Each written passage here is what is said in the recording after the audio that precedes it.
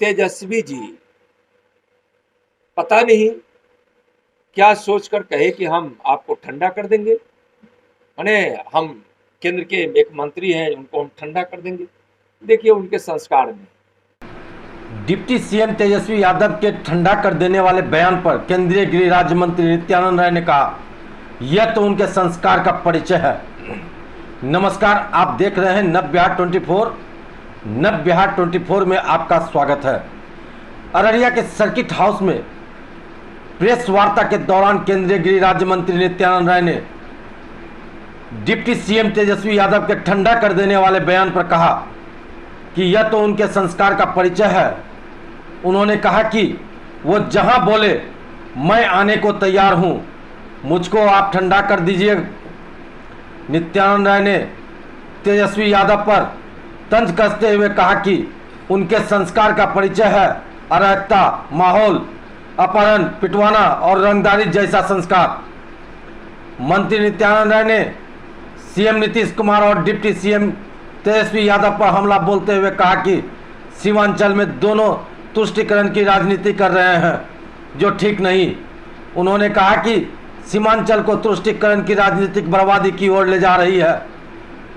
केंद्रीय मंत्री ने तेजस्वी यादव पर तंज कसते हुए यह भी कहा, जातियों को तोड़ने वाले राजद, जिसे पचफोड़ना कहते हैं, भाजपा उसे पंचामृत कहती है, जिसके बिना कोई यज्ञ पूर्ण नहीं होती है। वही उन्होंने नेपाल की खुली सीमा पर तेजी से बदलते डेमोक्रेसी को लेकर चिंता भी जाहिर की है। Bureau report, Araria. कहने का मुझको सौभाग्य प्राप्त होना है। अररिया जिले में आने के बाद जो मुझको पता चला कि कई ऐसी घटनाएं हुई है जो शर्मनाक है।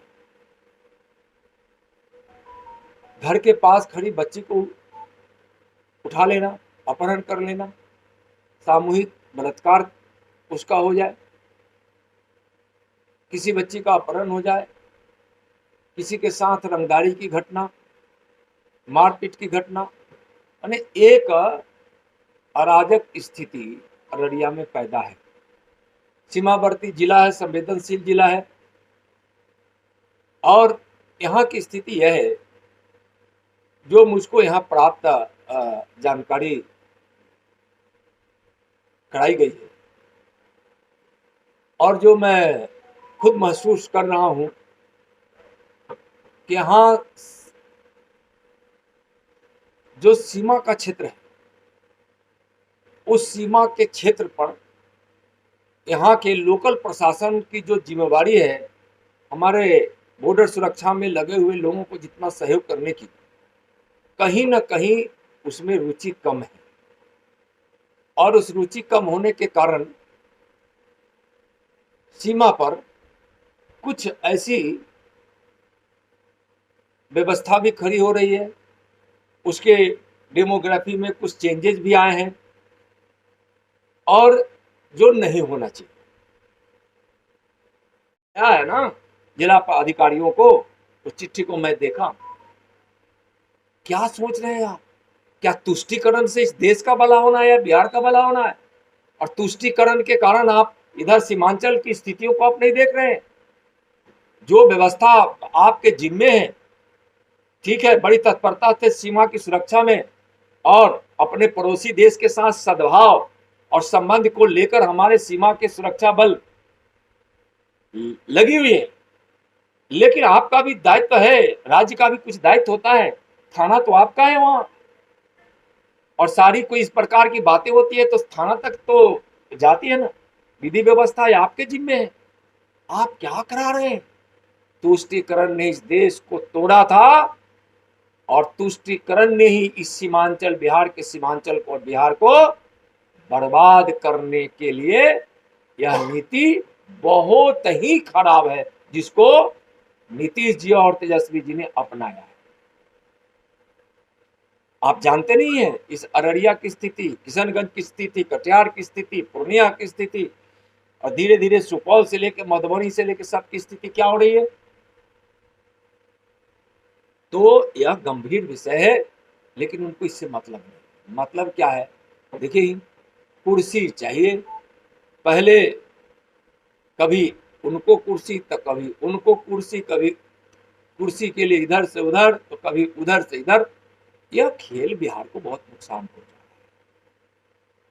मैं बता रहा था अपने मंत्रियों के विषय में कि आजादी के अमृत महोत्सव में जब हमारे नितिन जी कहे कि भाई बिहार के जितने हमारे स्वतंत्रता सेनानी हैं, चाहे देश की रक्षा के लिए, देश के मान सम्मान के लिए जिन्होंने अपना बलिदान दिया है, वैसे वैसे महापुरुषों की गांव की सड़कों को जो सड़क मुख्य सड़क से जोड़ती है, ठीक है तो उसको हम और अच्छा ठीक करेंगे, ठीक नहीं है तो उसको हम बहुत ठीक करेंगे। और हम उसको एक लोगों को उनके स्मरण को हम याद कराएंगे। पथ निर्माण मंत्री उन्होंने कहा कि आपको यही सब सोचता है, क्या शब्द है भाई, आपको यही सब सोचता है। तो आजादी के अमृत महोत्सव में अगर देश के लिए बलिदान होने वाले बिहार के उन विभूतियों को, अगर महापुरुषों को नमन करने का अगर कोई एक रास्ता बनाया गया तो बहुत रास्ता है उसमें, वह भी रास्ता था कि उनके गांव हमको ही बोले हैं कि ठंडा कर देंगे। आप यही पूछना चाह रहे हैं क्या है? साहब साहब बोलिए ना। हमारा एक सवाल है सर। देखिए देखिए तेजस्वी जी पता नहीं क्या सोचकर कहे कि हम आपको ठंडा कर देंगे, माने हम केंद्र के एक मंत्री हैं उनको हम ठंडा कर देंगे। देखिए उनके संस्कार में, मैं तो किसान का बेटा हूँ, गौपालक हूँ, अभी भी खेती करता हूँ और गांव गरीब किसान और मवेशियों से, खासकर गौ माता से मुझको बहुत लगाव भी है, उनकी भी सेवा में करता हूँ। इनका इतिहास रहा है आरजेडी के और इस परिवार का। मैं एक एक चीज बताता हूँ। सब लोग जानते हैं कि लालू जी के राजनीतिक गुरु कौन थे?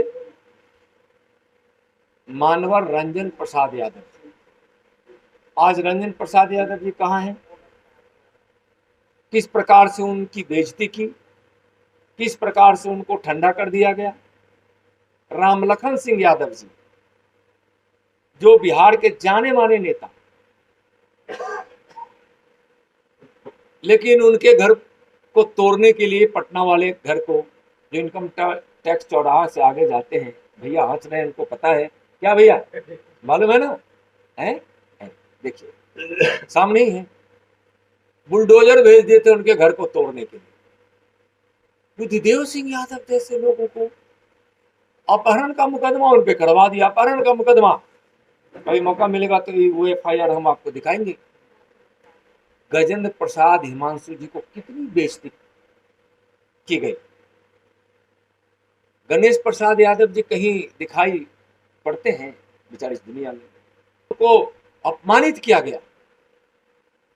भोला राय जी उनके कैबिनेट में मंत्री होते थे, सब लोग जानते थे। भोला यादव जी जो अभी जेल में बंद है वो नहीं, राघोपुर से विधायक होते थे, विधान पार्षद होते थे। उनके कैबिनेट में आरजेडी की सरकार बनती थी तो मंत्री होते। उनको उन्होंने क्या किया? तेजस्वी जी ने इतना अपमानित किया कि वो आरजेडी छोड़ दी। तेजनारायण यादव जी के साथ क्या हुआ? एक सियाराम यादव थे,